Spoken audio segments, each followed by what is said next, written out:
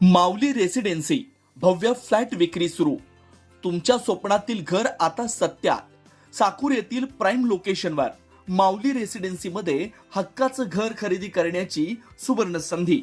मुख्य वैशिष्ट्ये: ready position, highway touch location, 24 तास पाणी पुरवठा, मार्केट, मंदिर, हॉस्पिटल आणि शाळा हक्केच्या अंतरावर, लिफ्ट सुविधा, निसर्गरम्य वातावरण, पारदर्शक व्यवहार. त्वरा करा, मोजकेच फ्लॅट शिल्लक. आजच संपर्क करा 99 22 36 41 87. पत्ता: इंद्रनगर, साकुरी. स्वप्नातील घरासाठी योग्य निवड माऊली रेसिडेन्सी. खर तर 2 दिवसापूर्वी माझा मुलगा आणि समताचे संचालक यांनी सुद्धा प्रेस समोर येऊन मुलाखत दिलेली आहे. गेली 2 दिवस मी पतसंस्था फेडरेशनच्या कार्यक्रमानिमित्त कोल्हापूरला होतो, त्यामुळे आज पुन्हा तुमच्या समोर येत आहे.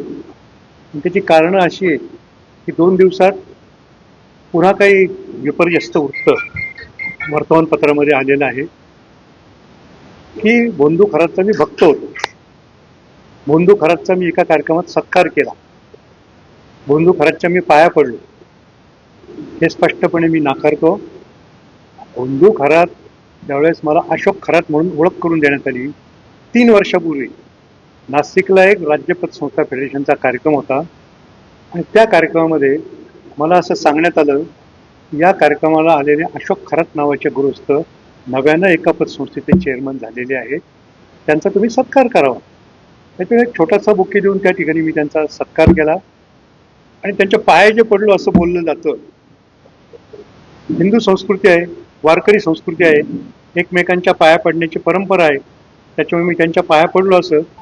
पण मी भोंदू अशोक खरात काय कोणत्याही बाबाच्या कधीही कच्छपी लागलेलो नाही, कोणत्याही बाबांवर माझा कधीही विश्वास नाही.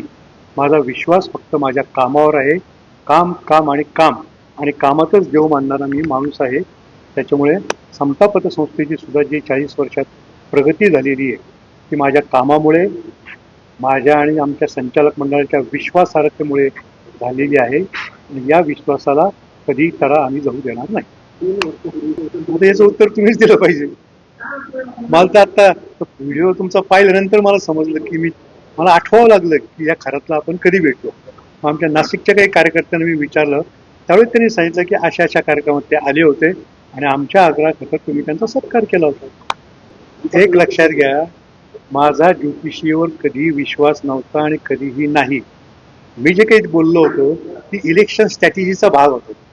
आमच्या कार्यकर्त्यांचा उत्साह वाढावा म्हणून ते विधान माझ्याकडून केलं गेलं होतं. माझा ज्योतिषावर अजिबात विश्वास नाही. त्यांना मीच तुम्हाला पत्रकारांना हा प्रश्न विचारेल, ते असे जुने व्हिडिओ काढून काही पत्रकार व्हायरल करतायत ते त्यांनी टाळलं पाहिजे. जी 40 वर्षात विश्वासार्हता आम्ही मिळवलेली आहे त्या विश्वासाला असा कुठं तडा जाऊ देता कामा नये. मी स्वतः पतसंस्था चळवळीकरता वाहून घेतलेला माणूस आहे. राज्यातल्या पतसंस्था चळवळीला शिस्त लावण्याचं काम मी करतो, त्यांचा आर्थिक स्तर उंचावण्याचं काम मी करतो. माझ्याकडून अशी गोष्ट कदापि होणार नाही. आणि विशेषतः समता पतसंस्थेमध्ये लिक्विडिटी, समताने जे काही लिक्विडिटी बेस्ड प्रोटेक्शन स्कीम तयार केलेली आहे तिच्या अंतर्गत तब्बल 60 लाख रुपयाच्या ठेवी आमच्या सगळ्या ठेवीदारांच्या सुरक्षित आहेत. मीडियाला मी एकच आव्हान करीन, तुम्ही बातम्या नक्की द्या, पण विपर्यस्त वृत्त देऊ नका. आमच्याकडे त्या अकाउंटमधून 5-6 कोटीचे व्यवहार झालेले आहेत. शेकडो कोटी रुपयाचा गैरव्यवहार, 60 कोटी रुपयाचा गैरव्यवहार, असं विपर्यस्त वृत्त कृपया मीडियाने देऊ नये. अजिबात तसं झालेलं नाही. इतक्या प्रकारची रक्कम अजिबात पोलीस तपासात सुद्धा उघड झालेली नाही. पोलिसांनी आम्हाला जी माहिती मागवली ती पुढच्या पहिल्यांदा सांगितल्यानंतर 2 तासात आम्ही सगळ्या कागदपत्रांची पूर्तता पोलिसांना करून दिली. KYC डॉक्युमेंट त्यांचे क्लिअर आहे, त्यांनीच त्यांच्या मुलाखतीमध्ये मला वाटतं सांगितलेलं आहे. आता ते जे म्हणतात मी प्रत्यक्ष आलेलो नाही, ही त्यांची पश्चातबुद्धी आहे.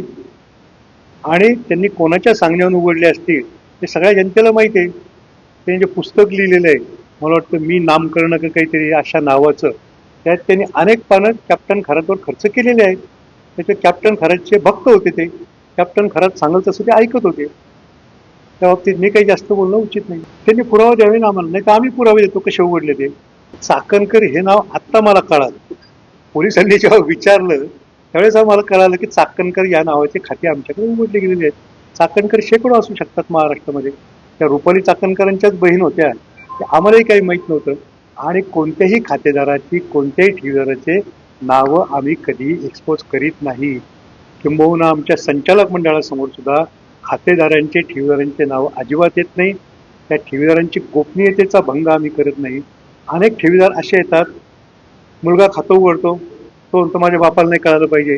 बायको खाते उघडती, ती म्हणते माझ्या नवऱ्याला नाही कळालं पाहिजे. तर ही गोपनीयता आम्ही पाळतो. त्याच्यावर कोणत्याही खातेदाराचं खातं उघडताना ते नाव आमच्यासमोर येत नाही आणि आम्ही त्याची शहानिशा सुद्धा करत नाही. राजकीय नाही म्हणता येणार याला. तर मी काही राजकारणात नाही कुठले. निवडणुकीच्या पार्श्वभूमीवर जे माझ्यावर आरोप व्हायचे ते होऊन गेले. म्हणजे मी तेव्हाही सांगायचो, सत्य परेशान होता है लेकिन सत्य पराजित होता नाही. निवडणुकीच्या काळात राजकीय षडयंत्र त्यावेळेस होतं. काही थकबाकीदारांना माझ्या विरुद्ध तक्रार अर्ज द्यायला लावून, खात्यामार्फत चौकशी करायला लावून त्या बातम्या व्हायरल केल्या गेल्या होत्या. परंतु मी जे आत्ता सांगितलं, सत्य पराजित नाही होता. माझ्या विरुद्ध निवडणुकीच्या काळात जे तक्रार करणारे खातेदार आमचे थकबाकीदार होते, त्यांच्या सगळ्या तक्रारी आमच्या आता मागे घेतलेल्या आहेत. आमच्यावर दाखल केलेले सगळे गुन्हे सुद्धा मागे घेतलेले आहेत आणि आमची थकबाकीची रक्कम सुद्धा भरण्याची त्यांनी तयारी दाखवली. आता इतर पतसंस्थांचं काय असेल ते मला माहीत नाही. माझ्या पतसंस्थेपुरतं बोलू शकतो.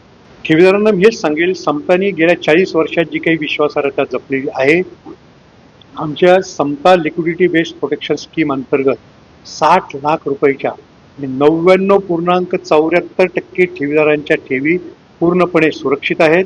त्या आम्ही कधीही परत देऊ शकतो आणि आत्तापर्यंत ज्या ज्या वेळेस आमच्यावर प्रसंग आले, ठेवीदारांनी आम्हाला पूर्ण सहकार्य केलेलं आहे, पूर्ण विश्वास आमच्यावर दाखवलेला आहे.